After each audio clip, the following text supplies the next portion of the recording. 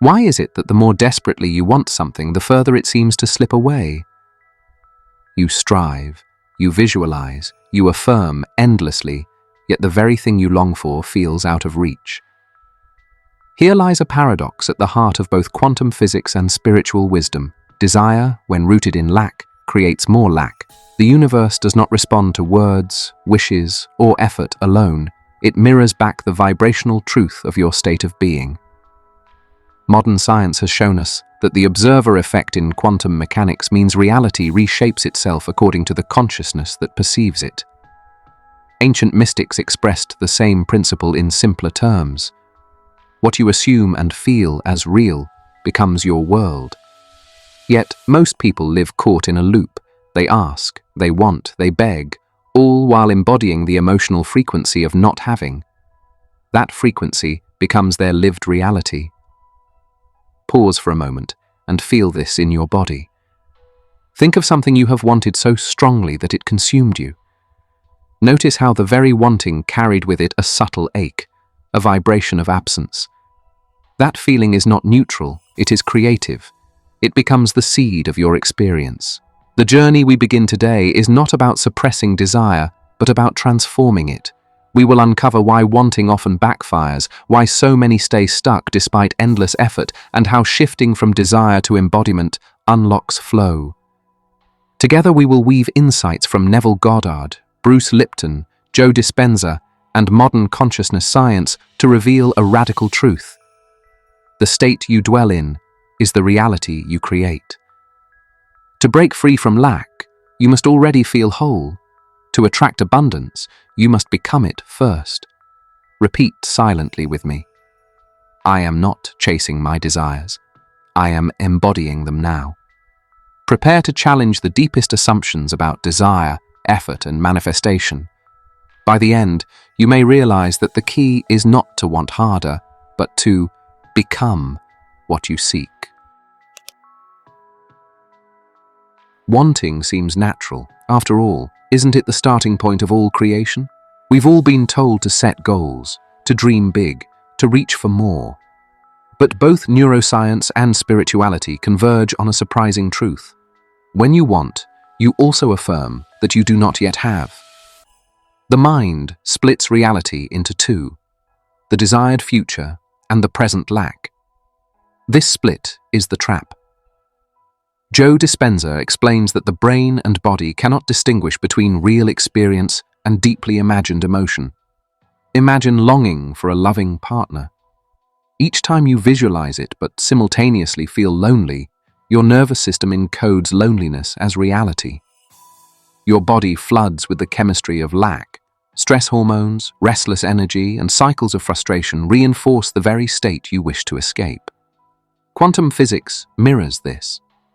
At the subatomic level, possibilities exist as probabilities until an observer collapses them into form. But the collapse doesn't happen through mere intellectual wanting. It happens through embodied expectation. The field reflects coherence. If you observe reality through the lens of not having, then that probability stabilizes into your lived experience. You know that moment when you've tried everything, vision boards, affirmations, late-night journaling, yet deep down, you still feel the gap, that hum of doubt and fear underneath the surface. That's the subconscious whispering louder than your conscious words. And here's the hard truth, the subconscious always wins. This is why so many people feel stuck. They tell the universe, I am abundant, while vibrating with worry about the bills. They affirm, I am loved, while sinking into the ache of loneliness. Wanting in this sense becomes resistance. It is a constant reminder of the gap between who you are and what you seek. Let's ground this with two simple examples. In health, someone who wants to heal but constantly scans their body for pain may reinforce illness rather than release it. In money, a person who desperately wants wealth but feels the pinch of every expense vibrates scarcity, and scarcity reflects back. Here lies the paradox. To want is human, but to embody is divine. Desire in itself is not the enemy, it's the doorway. The trap comes when we stay at the threshold, gazing at what we wish for while radiating the absence of it. A micro-practice. Place your hand over your heart. Whisper softly, "I am whole in this moment." Feel how your body shifts, even if subtly. This is coherence beginning to form. So, the trap is real, but so too is the way out. And the way out begins by understanding how even biology itself mirrors belief. Bruce Lipton, in The Biology of Belief, revealed something revolutionary. Your genes are not dictators of destiny, but followers of perception. They are like instruments waiting for the conductor's signal, and that signal is your state of consciousness. Your cells are listening, always. When you dwell in lack, your biology interprets your state as one of survival. Stress hormones like cortisol and adrenaline flood your bloodstream. Your body diverts energy away from healing and creativity toward fight or flight. Higher brain centers shut down, and you find it harder to innovate, imagine, or even rest deeply. In other words, your biology organizes itself around scarcity. Contrast this with the biology of abundance. When you feel gratitude for what already is, your body releases chemicals like oxytocin and dopamine. These expand perception, open the heart, and prime your cells for growth. Your immune system strengthens. Your brain integrates information more fluidly. You literally become a different person, biologically tuned to possibility. This is not about superficial positive thinking. It is about recognizing that your inner state sends chemical instructions to every cell. The subconscious is the great programmer. If it perceives, "I don't have," then every cell is instructed to survive, to contract. If it feels, "I am," then the command is to expand, to create. Think of someone recovering from illness.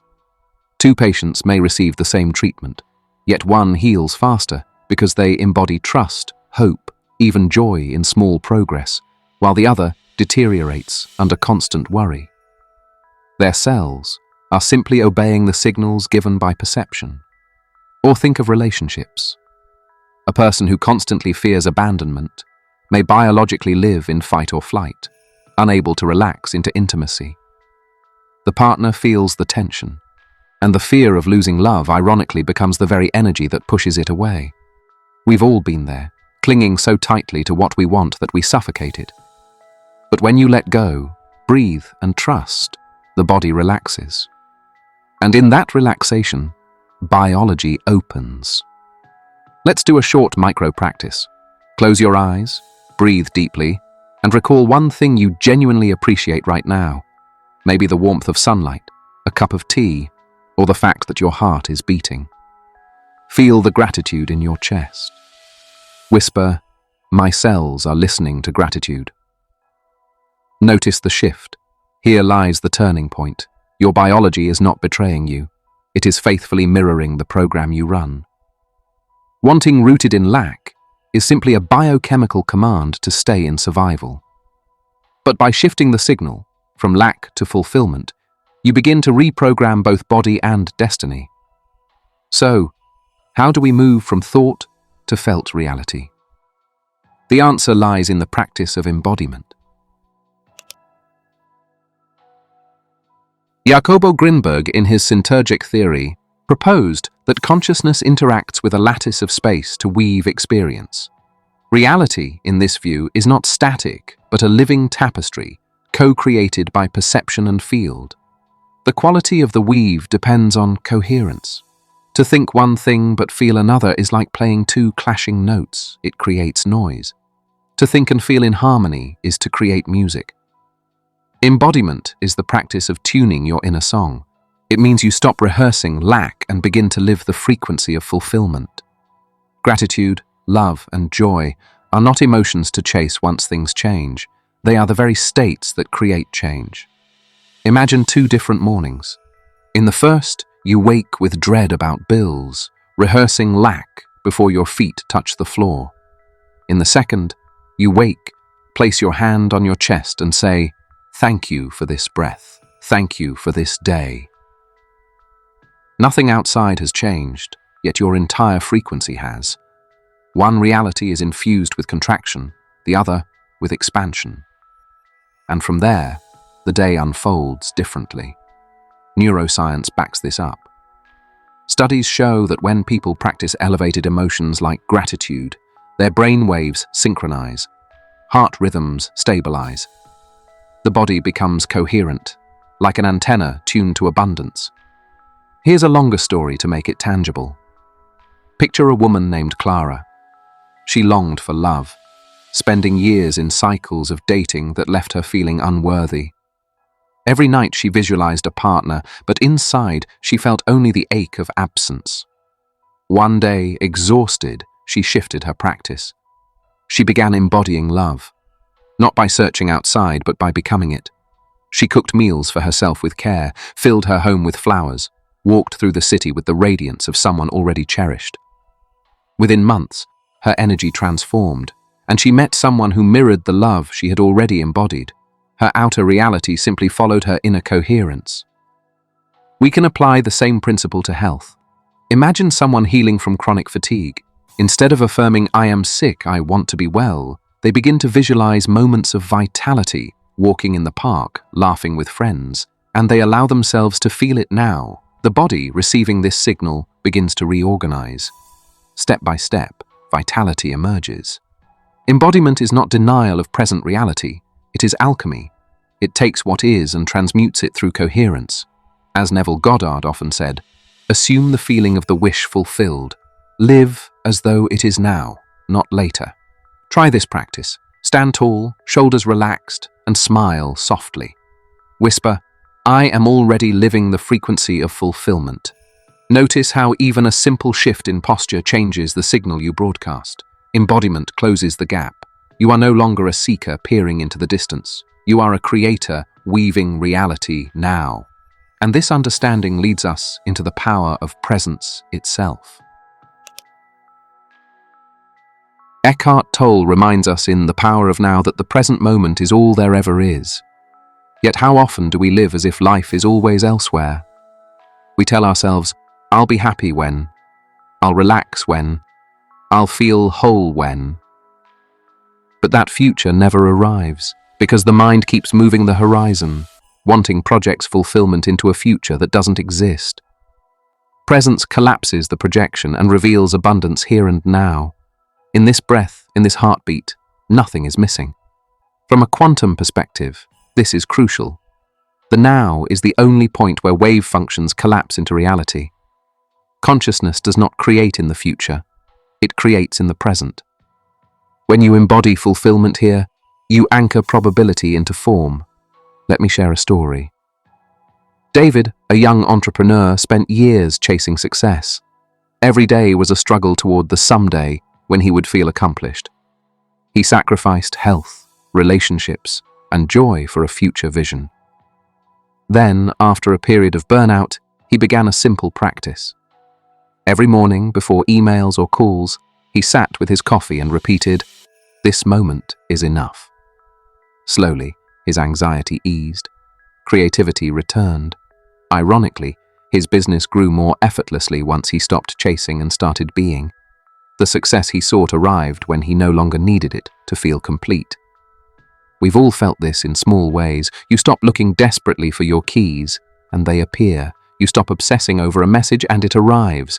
Presence is that release of resistance. It is the fertile soil where synchronicities bloom. Let's ground this in relationships. Imagine constantly asking your partner for reassurance. Do you love me? Will you stay? The constant wanting creates tension, but when you rest in presence, appreciating each shared moment, love flows naturally. The bond deepens not by asking, but by being. Try this micro practice. Take a deep breath now. Feel the air enter and leave your lungs. Say softly, "In this moment I lack nothing." Notice the peace that follows. What about you? Have you noticed that when you stop chasing, things often come with ease? Share your reflection below. Is there something in your life you can stop wanting and simply embody as present? Neville Goddard taught that assumption is the bridge to manifestation. To assume the wish fulfilled is not to hope, but to live as though it were already true. This is the shift from lack to flow. When you live as if, Your subconscious cannot distinguish between imagination and reality. It accepts the state as fact, and life reorganizes to match. This is why athletes rehearse victories in their minds, why healers visualize wholeness, why inventors see the finished design before it exists. Consciousness writes the blueprint, and matter follows. But living as if requires faith, a trust in the invisible. It means acting from the state of already having. Instead of asking, when will it come? You rest in, it is already mine. Instead of scanning for signs, you become the sign. Flow emerges when resistance ends. Lack is resistance. It pushes against reality. Flow is surrender. It moves with it. Think of a river. It does not strain to reach the ocean. It moves naturally, carried by its own current. In the same way, when you embody fulfillment, life aligns. Opportunities, people, and events converge not by force, but by resonance. Here's a story.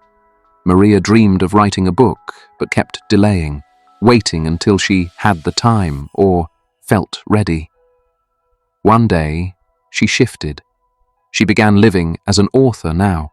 She set aside a small desk, wrote a page each morning, and even introduced herself as a writer. Months later, her manuscript was complete. Publishers showed interest. What changed? Not the outer world first, but her inner assumption.